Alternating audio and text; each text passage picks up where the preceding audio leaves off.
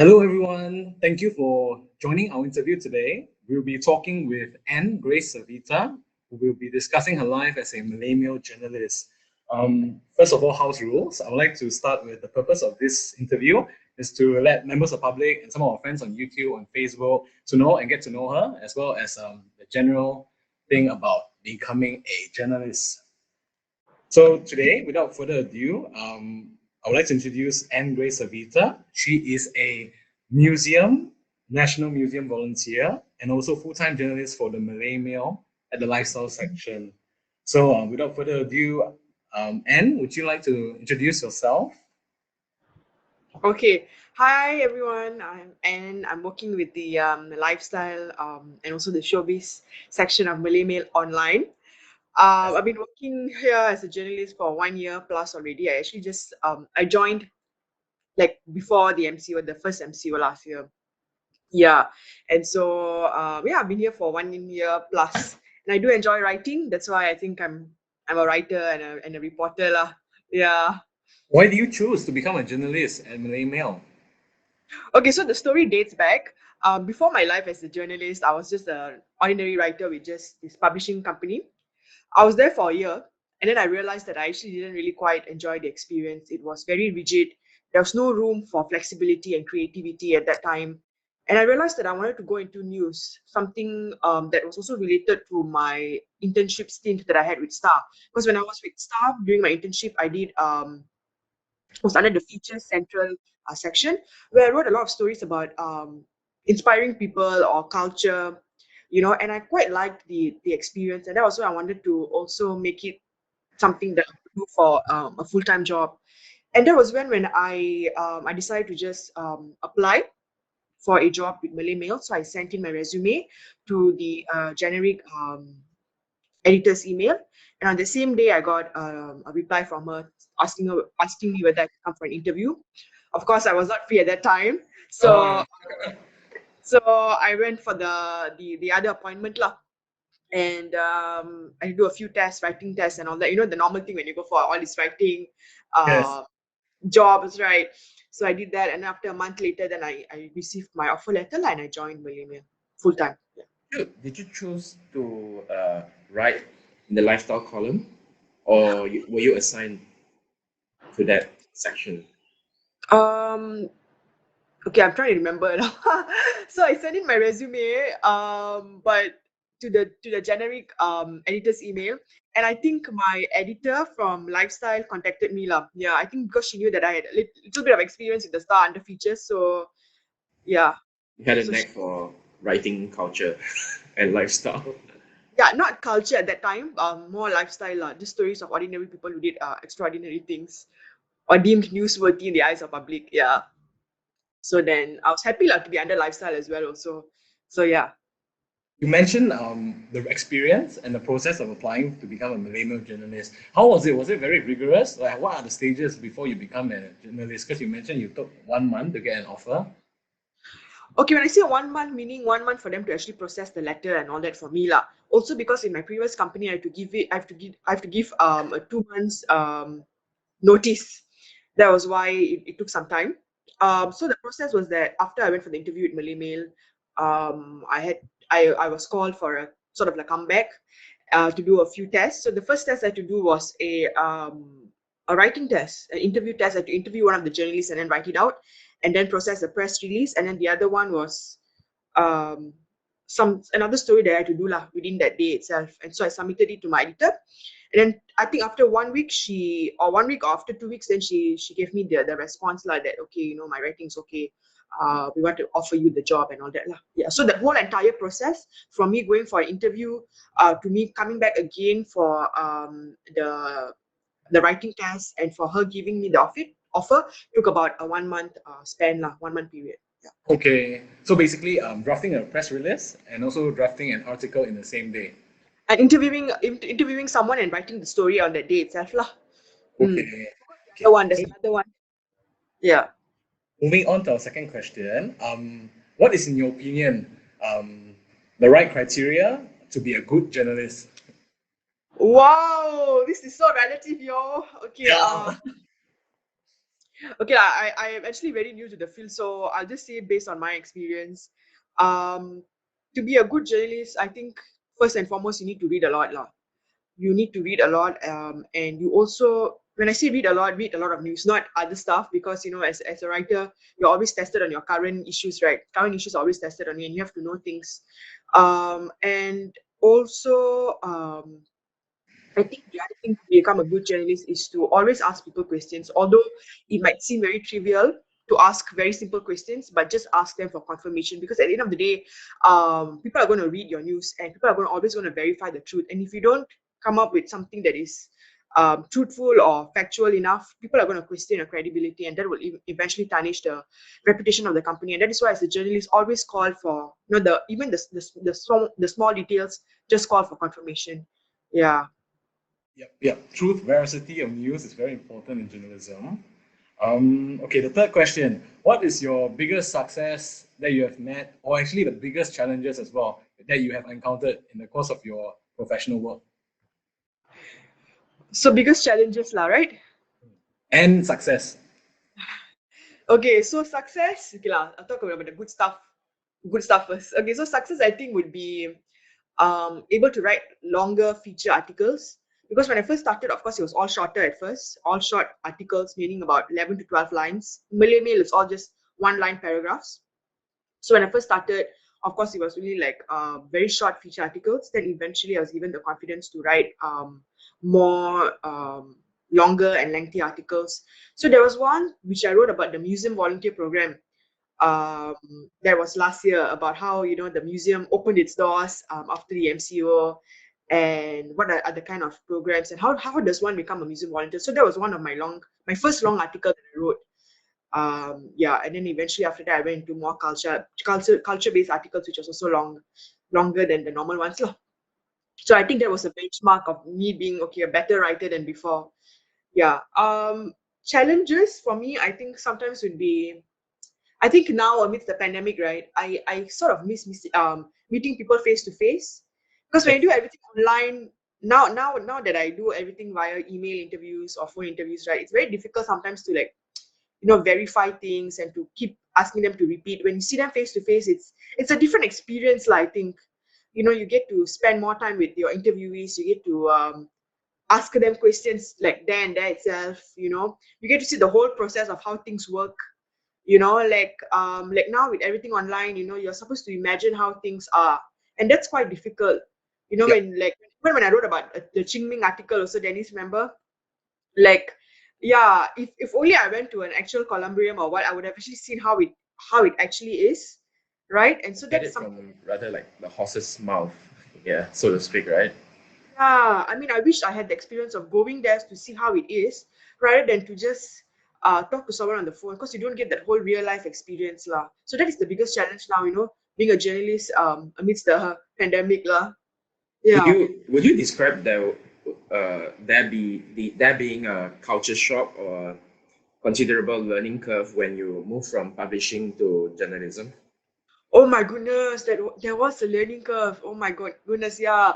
It was quite tough at first, because I had to learn how to write headlines. I had to learn how to write proper good introductory paragraphs, because that's the first, I mean, your lead paragraphs, right? It has to be like the first line that would capture readers' attention. And of course, during the first 1-2 months, I struggled with that.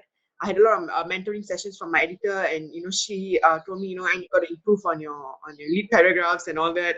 So and to always find an angle that would capture the audience up.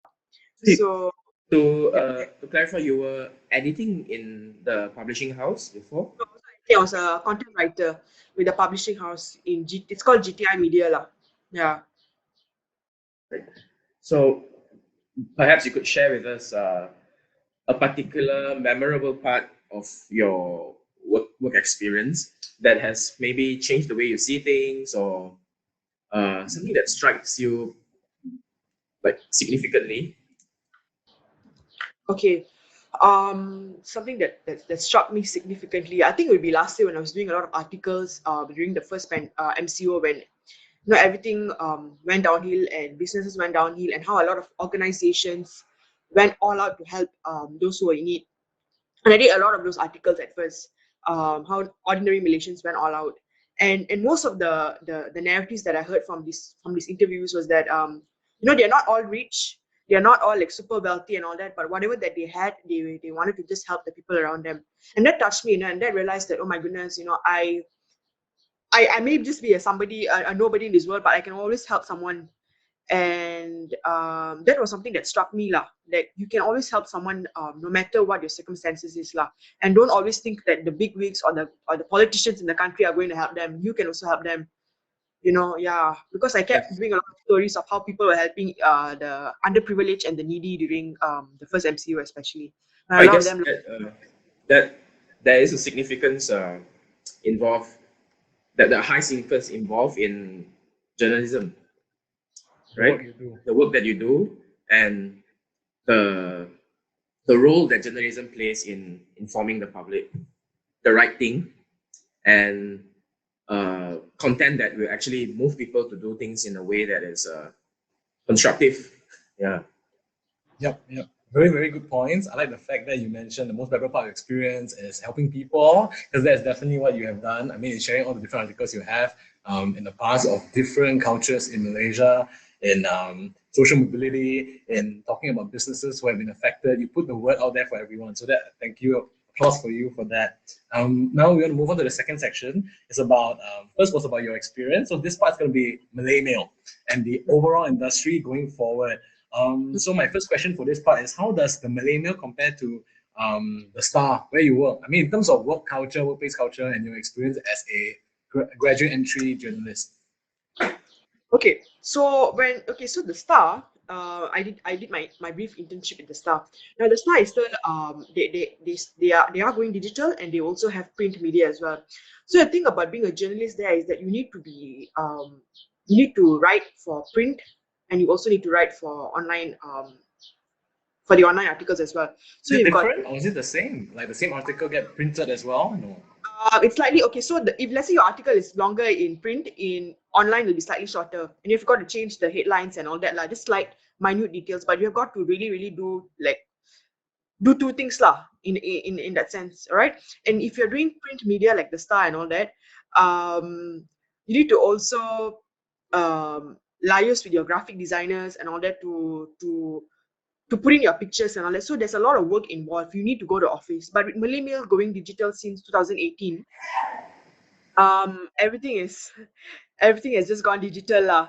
So there's no extra work for you to go to work and to liaise with your graphic designers to think of a layout for your page and for your print media and all that. There's no such thing lah. Yeah. But you mentioned going digital. So like, how does that impact the financial viability? Because like obviously the Star has print, and then they can sell print versions. So how does financial viability come into the picture for Malay Mail? Okay, so Malay Mail, our core is news articles, breaking news and all that. So for us lifestyle, we will take about like 20 to 30% of the bulk, right? So Malay Mail is based on political news and all fast news lah, right? I'm not too sure of the statistics of how we are doing, but I think we are doing well. That's why I'm still employed. Okay. Because a lot of people like Malay Mail because we don't give a biased perspective lah on the news, and we are very quite fast also in reporting as well and getting opinions from people, and that is why if you see the number of likes as well for Malay Mail articles or compared to other articles as well, we've got a significant number of followers and likes and from our readers as well lah, because we are fast and because we try to be accurate and yeah. Like, what's the financial viability for this year, for example? Is it still profitable despite the MCO on a digital medium? Okay, I think we are not okay. I think we are doing okay, but I'm not too sure about the percentages and the numbers. Yeah, because being digital means our ads are also sold online. That's how we get our profit lah, right? As newsmakers and all that. And so there's still a lot of people who are still investing in our ads and in our news and all that, who wants to still feature with us. But I don't know how badly it has dropped or what lah. I don't think it's that much of a difference, I think. Yeah. So So, like, apart from the financial side, I'm now talking about the political side of journalism. So, I think some people on the right, in terms of political views, will imagine Malay Mail to be a left-wing bias, liberal media. How do you countenance? How do you repel that argument that there's a liberal bias in the Malay Mail and is not reporting in the fairest or most impartial way? And second question, besides the political bias, is the censorship. What do you think about censorship in Malaysia, in the industry, and how do we move forward for the industry and for Malaysia in terms of censorship, in terms of journalism and reform? And the third last question is, I think we will let her. Perhaps Yeah, we yeah, let her answer first. Yeah, It's kind of loaded. Okay. Very quickly, it's the Media Council. So I think Pakatan Harapan mentioned that they wanted, especially MP Nurul Izzah from Lembah Pantai, she mentioned she wanted to have a media council to self-regulate the industry. So yes, 3 questions. Take however much time or in the most concise way you possibly can. Okay. I think in terms of Malay Mail, because since Yeah. we try to give a so if there's something that we find very odd or what from ministers and all that, right? We will actually ask them for clarifications and verifications. We will not hide anything. And we would go forward with our reporting lah. For instance, the recent news of how the Ministry of Health, they came out with such statements like how women who are all lesbians. And so one of my Wow. journalists, my colleague, she actually called got in touch with Dr. Nur Hisham to clarify, and then clarify with ministers or with people of authority, and we don't hide that information, and whatever that they tell us, we publish it right there. So, and Dr. Nur Hisham said that the articles are, it's just an opinion of someone and it's going to be refurbished and revamped and all that. So you see, what we had that other news holders didn't have is that we reported the fact and we seek validation lah. Yeah. So we try to give a very non-biased kind of perspective. That we find that the government or politicians or ministers doing something, saying something that doesn't seem right, we would always ask for the clarification. Yeah. That's very heartening. Yes.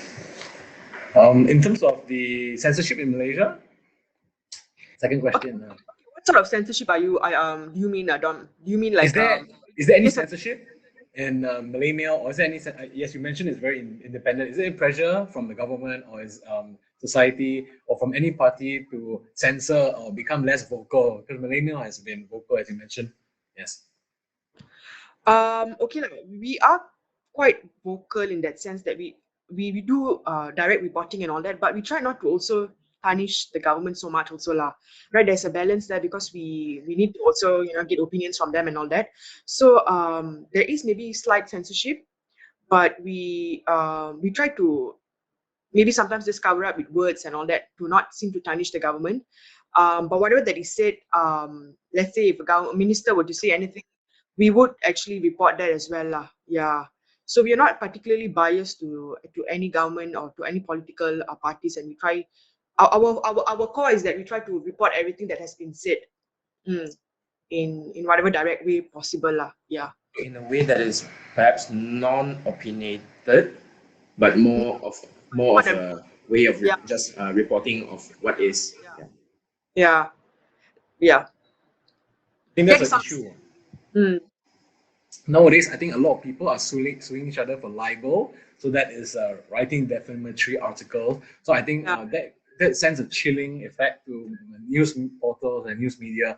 More, for example, Malaysia Kini, they were fined by the Federal Court of Malaysia for possessing of articles that were considered contempt of court. It was a very evocative issue. A lot of people discussed it. The issue in Malaysia Kini was that it was a reader's opinion. It wasn't one of the journalists' writing. So I don't understand why. I mean, in Malaysia Kini, if it's a reader's opinion, then I don't think they should be charged for contempt of court. Number one, it's none of the journalist's fault. So you see, there's a bit of like a biasness there in terms of the government, right? It was unfair for the government to do that. Yeah. I remember, I think it's a particular section, Section 132 or something of the Evidence Act. I think it was a new amendment 10 years ago, 5 years ago. I think there was a lot of hoo-ha when they came out with this amendment because it makes up owners of a computer facility or news portals liable for the comments of their readers. So that places the burden on the news portal. But I think the question or the argument was that also because the news portal has the ability to spread the news in real time and has the influence. So that was why the burden should be on them. But I think that was a political It's decision. kind of like, this reminds me of what's happening with Facebook and the government of the US, kind of like trying to deal with how news is spread on social media, Yes, yes. which is not very much unlike our case here in Malaysia. Yeah. To what extent news portals are responsible for the comments of their readers? For example, in America, Twitter has gone as far as to delete the account of Donald Trump for alleged hate speech. So that is definitely crossing into the political aspect of our fundamental liberties. Yeah. And it's a question I think we are deliberating the boundaries today. Yeah, I know, but like for Trump's Twitter, right? I mean, I think it should be banned because he's spreading a lot of hate comments and all that there. I mean, it's very toxic. But for a reader's opinion to be charged with contempt of court, I feel that it's really unfair, lah. Yeah, I mean, readers, they are also subjected to their own opinions as well, Yeah, why should you curb their opinion? It's just an opinion, what? Yes. Yeah. I think, same. I've been looking at Malaysia King for a while. I think I've seen like some of the rude comments. It's been around for like 10 years. There's always some people who speak like, use crude language, crass language, or sometimes I also suspect that they are bots, so they may not be real or they may be planted to make comments like this. So we do not really know, and whether the bad effects of one, because if there are a lot of comments like this, and then if you can fine 500,000 to Malaysia King once, it is a chilling effect. It makes it defensive. And it opens up the floodgates for similar litigation for all news portals in the future. Yeah. Friend, what do you feel? Sorry, could you maybe describe the opportunities that exist for career progression in your field? Wow, career progression now. Okay, to be honest, right? If you work with news and all that, if you work as a journalist, and the career progression is actually quite slow. Because to become after a journalist, I think the next step would be a sub editor, I think, and that would take about maybe 10 years or 11 years for you to become a sub editor because you need to gain that experience. And from a sub editor to editor, maybe another 10 years. Yeah, because in journalism, the career progression is actually very slow. And because they want you to be an all-rounder, so all-rounder meaning not just to cover lifestyle, but they also want to see that you're able to cover other beats as well, in order for them to give you like a promotion. So that it would mean that your editor would have worked at least 18 years or so. Yeah, before she actually got a promotion as an editor. True, yeah. She worked for 20 years as a sports journalist, I think, before she became an editor. So yeah, progression-wise is quite slow. So I think we'll move on to our next section of our interview today. That is more about journalism in general. And one of the first questions that I'm interested to find out is if you find the profession, does your profession have a kind of work-life balance? Okay, for me, I do have that liberty of having work-life balance because I'm a lifestyle journalist. Now, if I were to be under crime or under breaking news, it would be a different story entirely because I would work around the clock, right? But because I'm under lifestyle, I've got, of course, fixed working hours, 9 to 5. So unless the funny thing is, because you are in lifestyle, so you have a lifestyle. That is yeah, I have that is like style with proper working hours. Occasionally, my editor would ask me to do assignments here and there. Sometimes work on weekends, but that rarely happens. Yeah, most of the time it's just working from 9 to 5. Yeah. Well, you must enjoy receiving those assignments. When I mean, like the type of assignments that you of, receive, you might enjoy your work a lot. Like because you like going here and there. Yeah, I do, but because of the MCU and all that, everything is just like online right now. Whether it's your press conferences or media conferences, or everything is online. So there's a whole entirely different shift, right, for the past 1 year since the MCU. So it's quite different, and I kind of miss going out actually, meeting people. Are there any KPIs that you need to hit? There are no specific KPIs for my department and for under my section, but of course we have to produce news every day lah, whether it's a long article or a short article. And one more thing, if let's say I were to join a online press conference, I have to submit the article by the day itself. Oh. Yeah, so if I cannot submit it the next day, or else yeah lah, my editor will start scolding me lah. Yeah, because all these are very timely, right? How many articles do you have to write in a single day, just for the interest of our audience? Or two lah. Yeah, Every depends day. on. Yeah, sometimes it's quite hard to reach your interviewee, so you have to wait for them to be free, and then yeah, to be able to write the article lah. Weekends Yeah. as well? No, weekends I don't work. So how does it work? Do you propose a story to your editor, or your editor assigns you an assignment? Okay, it goes both ways. There are times where she would assign us, and there are times where we would propose story ideas as well. Yeah. So if let's say it's something that the big boss wants, so she'll send the link in our WhatsApp group and tell us, okay guys, anyone who's willing to take this news, and so whoever who's free that day would pick up that news, would pick up that story, and would interview the interviewees and would delve deeper and all that lah. And maybe one question that I believe many of our audience would be quite interested to also find out: how is the salary, like the pay Okay. for a For me, journalist?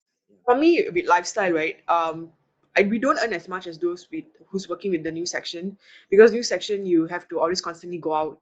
uh there's more pressure lah from you as a journalist under breaking news, if you're under news and political news and all that stuff. We are under lifestyle, so we are much more relaxed and much more chill. Do you know Okay, the average pay? Salary for graduate journalists. Okay, I'm not sure about the average pay, but I can tell you about mine lah. Okay, so mine is actually below 3,000, my pay, but with allowances and with phone allowances and with transport allowances is slightly above 3. Yeah, Pretty decent, actually. yeah. Especially for, yeah. And so do you think journalism is still it's a relevant it's still a relevant field? Is that over demand or supply? Is it relevant? Is it a good job for young people? I think journalism has taken a very different twist right now. They are not just the normal news portals that we have, like Malaysia Kini, Star, Malay Mail, and all that. Now there are other contemporary news portals as well, like World of Bars, Says, even Vibe. And so when you have all these newer portals coming in, then you also have a newer breed of journalists as well coming in as well. And they would have their own sort of specialties as well, right? Like how do we differentiate ourselves from World of Bars or Says, So their stories are more clickbaity, are more juicy. Ours we go in depth. And so different news portals, they've got different missions and different visions, right? So I don't think it will actually go out. I think people are still in need of journalists, no matter what news portals you are. Yeah, Yeah. that's what I think. Is it still a highly demanded or oversupply kind of role? Competition. Yes, is the competition to get a journalist job high? I think I would say it is. Yeah, like for me, like because I had prior experience with working with the media, I got my job, I think. Yeah, but I don't know if someone who doesn't have an experience, I don't know how is it like for them to get a writing job or a journalist job as well. Yeah, because for most of the criteria that I've seen online in LinkedIn or JobStreet or what, they want someone who has got experience, even though if they are fresh graduates lah, whether it's doing your internship or whether you have done it voluntarily. Yeah, because I guess that's the requirement lah. They want someone who can write, so that when you go into the field, there won't be a lot of coaching from the bosses and all that. That's what I see lah. What kind of personality would you that a person would have that is would be suitable for the job of a journalist? You feel? Okay, you got to be extremely curious. You have to read a lot, and yeah, I think being curious lah. Just always ask why. And put yourself in the perspective of a reader. If you were to read your own news, do you find it interesting? If it's not, what do you need to add to it to make it more interesting for someone to read it? And Be to always, critical about Be yeah, critical about things also lah, and also yourself. Yeah. true. Any questions that you like to Anything ask? to add? Do we miss out on anything? I think we've been quite full. Maybe one question previously off the cuff. I think you might have heard about Pakatan Harapan's previous pledge to have a media council to self-regulate the profession. Do you have any general thoughts about have any of your colleagues as journalists mentioned or agree or support this proposal? Yeah. Or Okay, we have not actually discussed this proposal at all lah. Yeah. So Pakatan Harapan wants to self-regulate. They want to regulate, right, the media. by a media council that is appointed by media personnel.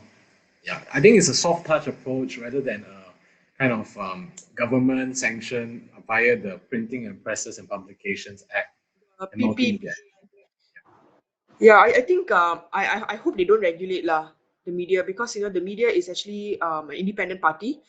So I really hope that Pakatan Harapan doesn't take over or doesn't regulate the media. If that means we will not be the Malay Mail or the Malaysia Kini that everybody wants to read. Yeah, so I hope there won't be a lot of regulation, and I hope that they will just let us be to do our own reporting and to do our adhering to media protocols as well lah. Yeah. Yeah. So I think those are most of the questions. I think I open the floor for Q&A. Whether it's Dennis, whether it is Anne, or whether there's anyone else who is watching here with us today. So if any of you want to add anything to today's interview, please feel free. Yeah, you can leave your comments in the comment section, although they are not yet. No worries. Yeah, and how would you describe the perks of being a Malay Mail journalist compared to Star? Wow. Okay, I've got to think for a while. Okay, I like the idea that we get to work from home lah. Being a Malay Mail journalist. When I first joined Malay Mail, I didn't know that all of us, we had this policy where all of us could work from home from the beginning itself. Only when I joined it, I realized. Yeah, so our office is there for us to probably just come in for meetings once a fortnight or once a month, and that's it. We just work from home because everything is digitalized. Everything has gone digital in that sense. So we liaise with our editors, our colleagues, all via WhatsApp, our Gmail groups and all that lah. And so the perks is I don't have to go to work. I don't have to meet my colleagues. And, I don't have to park my car. I don't have to pay for. I don't have to beat the traffic and all that. I can work from the comfort of my own home. And I think that is something that I really do enjoy. Although I don't think it's a very significant perk, but for me, I like the idea of being able to work anywhere and still producing good news. You know what I'm saying? Yes. Is there an image bank that you could what's that word? Browse from? Like Yes, images. Images. Or Or like even archive, stock images your archive. for your articles. Stock images, no, we don't have. But archives, article archives, we have lah. Thank you for staying with us. Yeah, back to Dennis' last questions before we wrap up today's session. Honestly, I've actually forgotten what I asked earlier. Yeah. I think. But I think. Do you have any questions? I think before we wrap up, just wanted to ask you about your favorite future projects. What are your upcoming features or articles that you're looking forward to write? In the coming days and weeks ahead. We're actually looking into writing more culture-based articles. So the next thing I want to focus on is actually on the Gawai festival that is in March. So I'm looking for some people that I can talk to about why the Gawai festivities is also important to them lah amidst the COVID-19 pandemic and all that. The reason why I want to focus on culture is that because I feel like some cultures are not very visible in the eyes of public, and that is why I want to bring into Malay Mail so that people will be able to know the kind of different cultures that we have and the kind of different ethnicities we have in our country, not just the normal ones. Yeah. Yeah, I agree with you. I think in Malaysia, a lot of minority cultures, especially people who don't fit into neat boxes, they are always underrepresented in Malaysia. So it's always the main cultures and not enough of the vernacular, smaller cultures. And those who are mixed, there are a lot of interracial families, multiracial families in Malaysia. I think we need to feature them a little bit more in our newspaper press. So all these things. Even don't have to talk about minority. Even in majority cultures, like the Malays, it's the culture of the Malays have been generalized as Malays, where there is actually more nuanced differences that exist within those cultures. Yeah. Same goes to Chinese, Indians, and everyone And else. also on that point, Dennis, you talk about like Malay, right? The majoritarian culture, right? What about Malays who have intermarriage with like someone else, with other races and all that? So you also have a different kind of a different kind of culture altogether, and you can also write about that, right? Because not all Malays, like Yeah, actually, though, I agree with that. But I think also like to point out that there are like other groups of Malays made up of like people who have Javanese ancestry, Boyanese ancestry, and Minangkabau ancestry, and so on. That is very diverse. Yeah. That has not been highlighted enough. Yeah. There are a lot of multiple identities that have been submerged in the Malaysian National Project. Just like the idea of Indians. Indians are not only Tamils. Malayalis, Yeah. Telugus, Marathis, Punjabis, Sikhs. Malays, Yeah. And maybe you could share with us something a little bit fun about what you do when you have off days. What do you do on your off days? As a journalist, what is your off-day line? Okay, so my off days, I actually do like to spend my time in the kitchen cooking. I find inspiration from that, and I also like to go for my hikes because I feel like going for hikes or going for my jogs keeps me motivated and keeps me on track and focused. And I know why. Like whenever I write an article, and then I take a break, I just walk here and there. I'm able to find like a newer perspective. So I think for me, exercising helps me keep my I think adrenaline, regulated and keeps me on the beat, keeps me focused. Yeah. So that is my way to distress lah, and also my what I do during my free time. Yeah. Also read a lot as well. Not necessarily news, but also fiction books. To help me, get into that story mode idea as well. Also lah. Yeah. Maybe you might want to describe how has reading influenced your way of writing, and if there are any like obvious or visible differences before reading something. Maybe you can give an example. The things you read. Yeah. Okay, wait, just give me one minute. Let me just research this thing.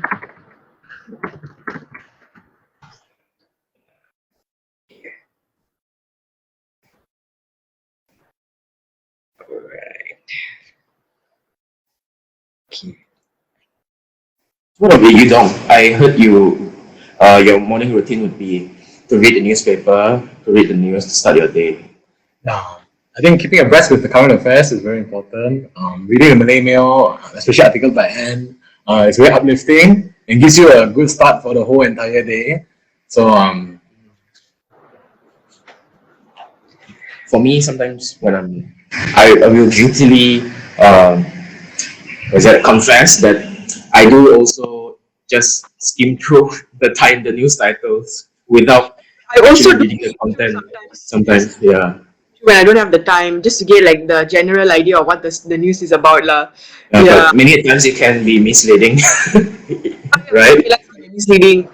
Yeah. Okay. So back to your question on the kind of books that have impacted me. All right. I think I would say one book would be Salman Rushdie's Shalimar the Clown. That book I read about 2 or 3 years ago, and I've been rereading it because I think the way Salman Rushdie writes it is very, very descriptive lah, and very, very. He comes from a very historical and cultural background also to describe a scene or to describe a chapter. And that is why when I write a lot of my culture based articles also, I try to be very detailed and try to go back to and try to put in a lot of some history to it as well. When I wrote for instance about the Baba Nyonya communities as well, I also had to put in some historical aspects so that readers would know. Some people don't know about the Baba Nyonya communities, right? So if you put in like one or two or three paragraphs there, they would get an idea. Oh, where do these people come from? That sort of thing, lah. A little bit of background, and yeah. So this kind of books, by Indian authors especially, has helped me to delve deeper into storytelling and into more descriptive way of writing as well, lah. Yeah. Yeah, I find it Because especially significant with Indian authors. I don't know why. I think me too. And Yeah. I think being because articles are a lot about like words. It's all words, and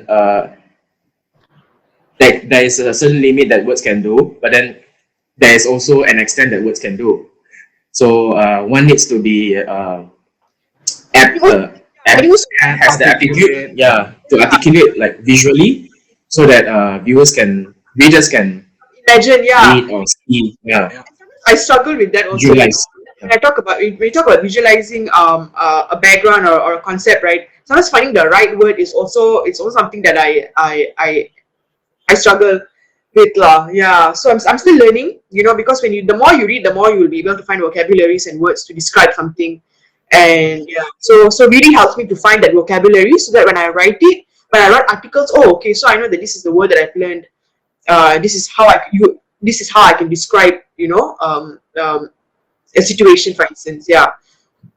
I think I'm going to wrap this up very soon, but before I yield the floor back to you to share whatever you think might benefit the audience who are watching here today, about key tips, pointers about being a millennial journalist, or from your experience who can benefit from your experience in general. My last question will be, as you mentioned, Salman Rushdie, who else, writers, especially the Indian writers that you mentioned, who have inspired you or given you your identity or your personal writing style so far? Yeah, would you like to share with us who and why? Besides Salman Rushdie. Okay, wait. Let me just write that down. Arundhati Roy, right? Arundhati Roy. Not so lah. I think it's okay. Let me. I want to just find his name so that I don't mispronounce. Okay, Chaudhuri. Okay, that's his name. And okay. Yeah, I feel we could do an entire different session on literature, literary fiction, and all. Okay. I think another author which I really find interesting is this author Amit Chowdhury. He's a Bengali author, and he writes a lot about scenes and about family stories in Calcutta. And I think that's the reason why I want to go to Calcutta one day. But also because his way of writing is not very detailed like Salman Rushdie, but it's very quirky and very funny.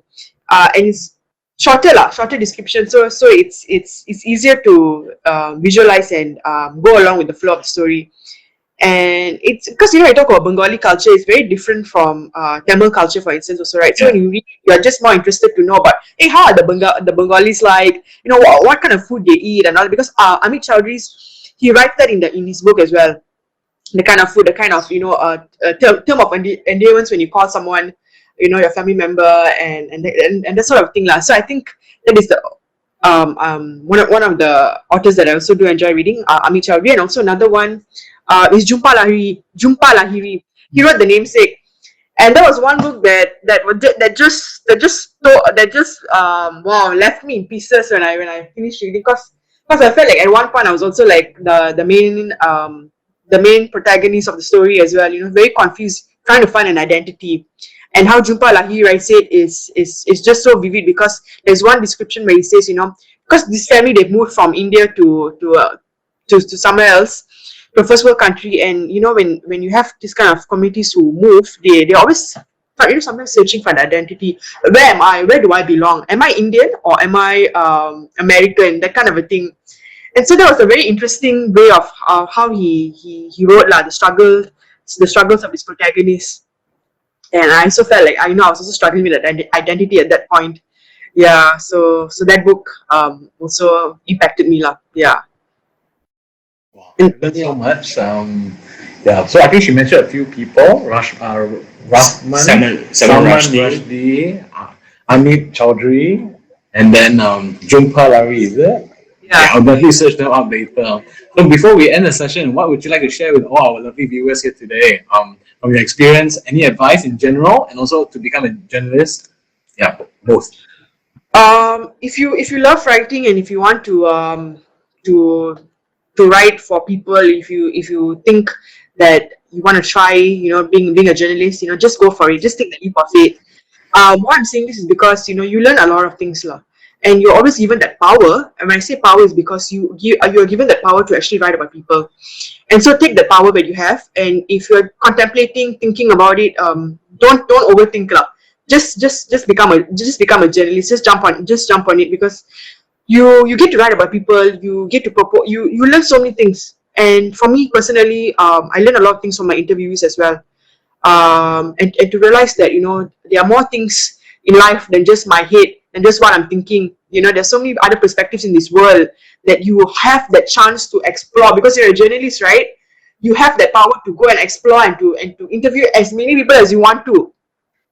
So go for it, lah. If you want to. I'd like to add on that actually. You actually don't have to be a journalist to be a journalist, right? I mean, you can start your own projects and start documenting history that is just within your neighborhood or your surroundings, where you hang out, the things that you see, and write about them. And you're a journalist. That is not, and I believe you perhaps get an even greater creative license to write. Yeah, that's true, Dennis. I agree with you on that. But to take, you need a lot of time, lah, to Yeah. get to be able to trust and to get people to follow that sort of way of writing. And then you need to always build consistency and all that. Whereas when you work in a company, there's sort of procedures and rules and regulations that you follow, lah. But what you say is also right. A lot of people are branching out and doing their own thing. A lot of journalists who have worked in companies like the Star and all that, after they've retired, or if they worked for so long, they just want to do their own thing, their own writing Project versus professional. Yeah. project and all that, and they are doing well. Like one of these Malay Mail journalists, she has branched out and she started her own like writing project as well, and she is doing well. Code Blue, yeah. Yes. I think Busulin. Yeah. So it is possible. Yep. Thank you. Should we wrap this up? Yeah. Thank This you. is the end of this session. Yep. Thank you for sharing.